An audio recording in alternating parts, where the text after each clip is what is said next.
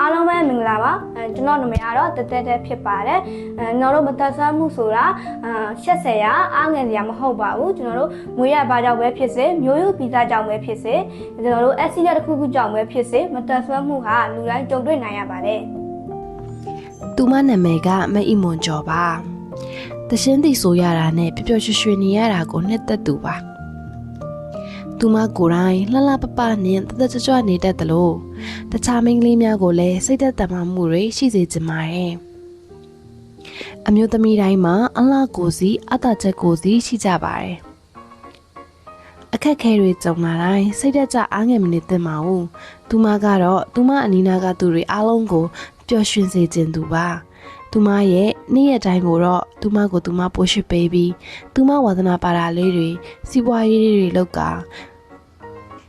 သူမချစ်ရသူတွေနဲ့အတူဖြတ်သန်းပါတယ်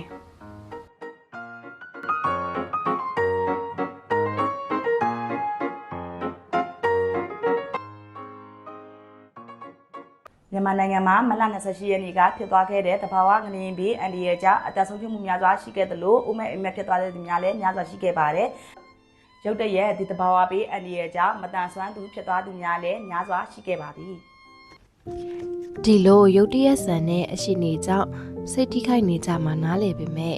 စိတ်ထိခိုက်ဝမ်းနဲ့ကအရှုံးမပေးကြဖို့ပြောချင်ပါတယ်။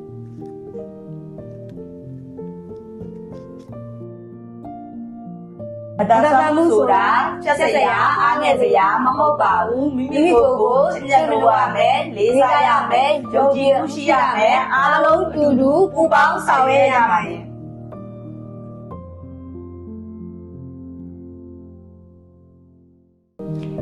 အားလုံးအကျုံးဝင်ခွဲခြားဆက်ဆံမှုမရှိတဲ့နေ့ရက်တွေဟာပျော်ရွှင်စရာရက်ဝင်တဲ့တစ်ခုကိုဖန်တီးပေးပါတယ်